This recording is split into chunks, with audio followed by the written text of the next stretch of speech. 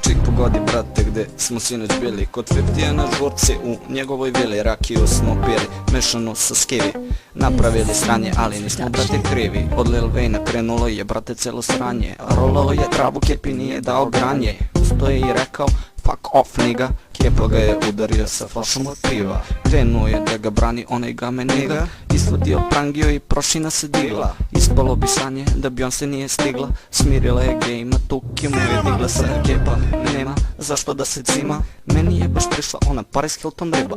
Je rekao pali, znam da boluješ od side, čuo sam za tripe i sifiliš pride. Od tebe su bolje baš sve ove ribe. Onda sam je rekao ajde pali čibe, sad će Kepa da baca svoje lude rime.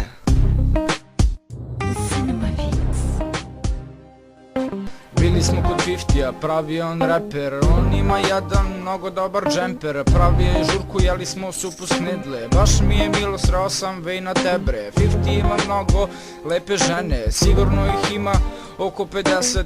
Kad sam ih video odmah sam pao u nesvest, posle je hteo The Game da me kresne. Ja sam mnogo brz pa sam mu pobegao tebre, počeo je Trix da muva neke šeme, gledao je tamo neke tuđe žene. Otkad smo ovde mi nemamo probleme, uzeo sam bateke i stavio u rerne. Video sam 50 ima 5-6 bebe, nisam znao da im on menja pelene. Mislio sam da ima medicinske sestre, neke zgodne plave crne žene. 50 brate sluša sve naše pesme, mazao na lice njegove PH Faktor kreme, onda sam uzeo njegovu sobu da legnem.